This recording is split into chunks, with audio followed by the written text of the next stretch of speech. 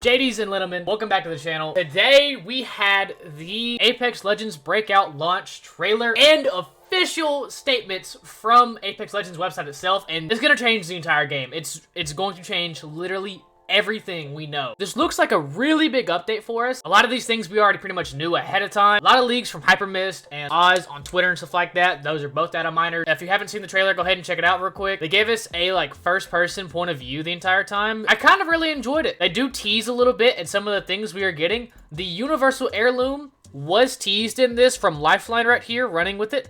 As you can see, she jumps up and hits ballistic with it. The universal heirloom, which has been data mined in the game for such a long time, is actually, it's real. It's coming to the game. I mean, that is crazy. The fact it's actually real. Octane right here, using one pad and then throwing down a second pad. So this pretty much shows that perks are definitely coming to the game, as shown by the trailer. Him having the ability to use 2 jump pads is insane. Ash right here also. Looks like she has 2 tacticals, stunning crypto right there. Turning back around, she throws another one and catches Valkyrie. Didn't really see anything else specifically. Along with the very end of it, teasing at Horizon's lore. We're finally getting more Horizon lore right here. Still needed to go back in time to see her son. Along with that, from EA and Apex Legends themselves, new updates coming with Apex Legends Breakout, a peek at game updates coming in Breakout, including legend upgrades, ranked, Thunderdome, and more. And I think this is something that we've has been teased heavily, the legend upgrades. Brand new, we're gonna see how well it changes pubs, ranked, and ALGS, because this is gonna be available to my knowledge for everything. Introducing the new legend upgrade system, an in-match progression system that deepens the Apex Legends Battle Royale experience by allowing you to tailor your legend to your playstyle. This new feature will restart with each match,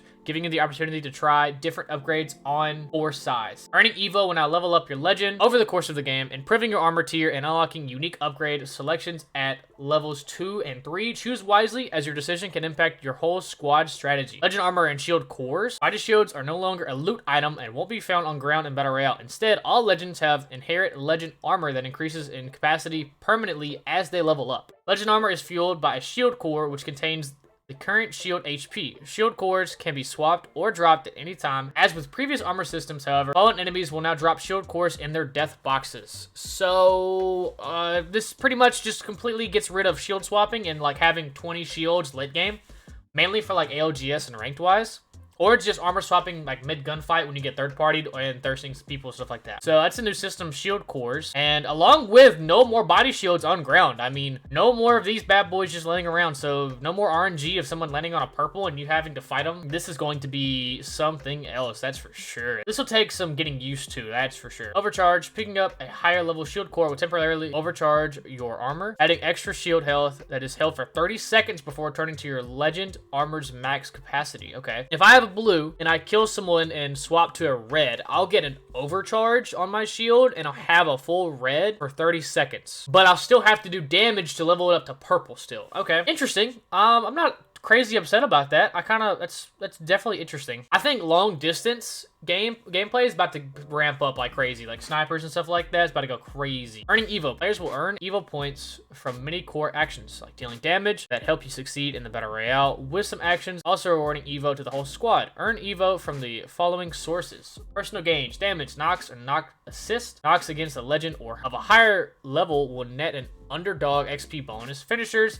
Evo Cache, care packages, vaults, etc. I do like this underdog XP bonus right here. Knocking someone with a higher level. It's kind of nice. I like that. Team gains, squad wipes, revives, respawns, class interactions, survey beacons, ring consoles, etc. World interactions, wildlife trials, completions, etc. Evo harvesters. Okay, so another new thing right here, Evo harvesters. Evo harvesters will randomly spawn on every BR map and will be with a delayed activation during the first ring, allowing players time to loot up before seeking them out. Any squad member that can interact with them to reward a large amount of Evo to the whole squad. Every team can interact with Evo Harvester individually as with crafting harvesters in previous seasons. Legend upgrades and armor will only impact Battle Royale modes. Mixtape modes will not have upgrades and will continue to use body shields this season. I had a feeling. Yep, I had a feeling mixtape would just be completely by itself right there. So, new thing, Evo Harvesters. They took away pretty much the RNG of it and made it more team-based to where, and also actual playing the game based to where you can no longer craft armor at all in crafters. You can't sit in zone and go crafter to crafter in zone, crafting red armor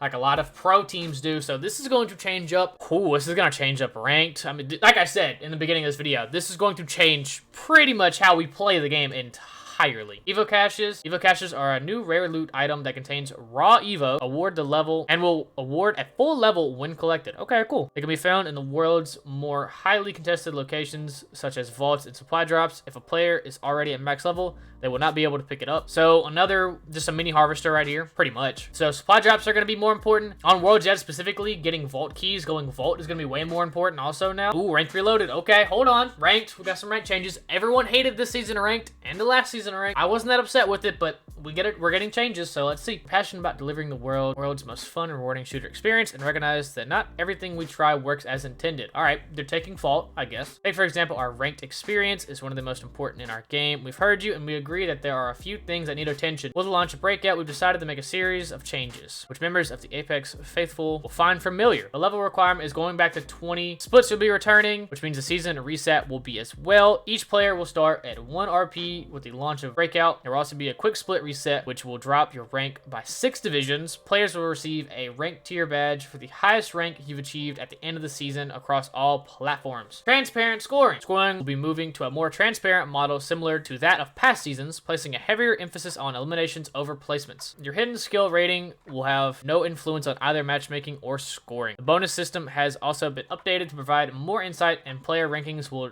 now be visible. We'll also be returning to an improved ranked point system. With these changes, it will also means entry cost will return 20 RP per tier starting at silver. Elimination score. Elimination scores continue scaling with placements. The value of each elimination will increase the higher your team places. There will be no hard cap placed on the number of eliminations a player will be scored on, nor the amount of points gained from them. Instead, eliminations after the 6 will be worth half of their value. Bonuses. There are a couple of key bonuses that we call out. Breakpoints, rank changes, top 5 streak bonus for maintaining a placement streak of 5th or better. Every time you extend your streak, you'll earn out 10 RP more than the previous match, up to maximum of 40 RP. We'll be matchmaking based on RP values as closely as possible. I will not be using a tier-based lobby like prior seasons. Pre-made parties will be matched with their highest ranked players' ranking. Tier structure. This is another area that we monitor closely and considered all your feedback. So there are a few changes with tiers for breakout rank. Promotional trials have been removed. Provisional matches have been removed. Demotion and demotion protection will remain as the same in Ignite's ranked tier RP requirements will have some increases. Okay, everything we know about ranked for the last 3 seasons, just throw it out the door. Per usual, we kind of just do this. They're going back to an older system, basing it more on kills than placement. Okay, I could, I like those late game plays, and I can even agree, take it back down a little bit on placement wise, I guess, but don't like nerf it to where you're gonna make everyone not worry about placement anymore and just go for kills, because a guy can go get 10th place and 20 kills and have just so much RP for that. I mean, I don't know. I'm gonna have to see it in person, I guess. I'm gonna have to just wait for the season to drop and see how it goes. I just gotta get good. That's literally the only thing I have to say. I just have to get good at fighting people. The simple as that. I like this aesthetic. I like the dome itself, like crowd-wise. This gives me big vibes of the finals. This looks really good, actually. Performance mode, 120 Hz. Enable performance mode on current gen consoles for 120 Hz output displays that support it. New video settings option, adjust graphical settings, leveraging recent improvements in the Apex rendering engine to target up to 120 FPS gameplay. Console has been released from 60 FPS finally. They have been put behind bars for years. I'm very happy about that. Tags and the retirement of clubs. So clubs are being despawned, so GG's. Real quick, checking out Hypermist real fast, the very well-known data miner for Apex, very well-known in the community. Pathfinder knockdown enemy will reset grapple cooldown. Bangalore sitting inside her smoke will heal her, which I think is OP. Watson can now place 2 ultimates at the same time. Ultimate will now spawn the arc grenades thrown by enemies. Ultimate heals both shields and health. Lifeline can now self-revive. Spawn red tier weapon in the Lifeline care package? What? Gibraltar, revive allies to 40 HP, auto reload shotguns on Nox, smaller dome size with shorter cooldown, increased dome lifetime duration plus 4 seconds. We need to talk about the Lifeline one, because what do you mean spawn in a red tier weapon in her care package? What do you mean? Along with that, the replicator update, no material picking up required. It will be obtained through in-game actions. Can only be used once. Attachments removed from crafting available items, medkits, shields, respawn, beacons, and banners. So, zone healing, goodbye. It's gone. It's all gone. It's gone. Goodbye. So, A lot coming to the game. 120 FPS for console, 50th anniversary collection event, Evo's changing, ranks changing. I mean, there's a lot to deep dive and to look into for this. It's gonna be something, that's for sure. Hopefully it goes well.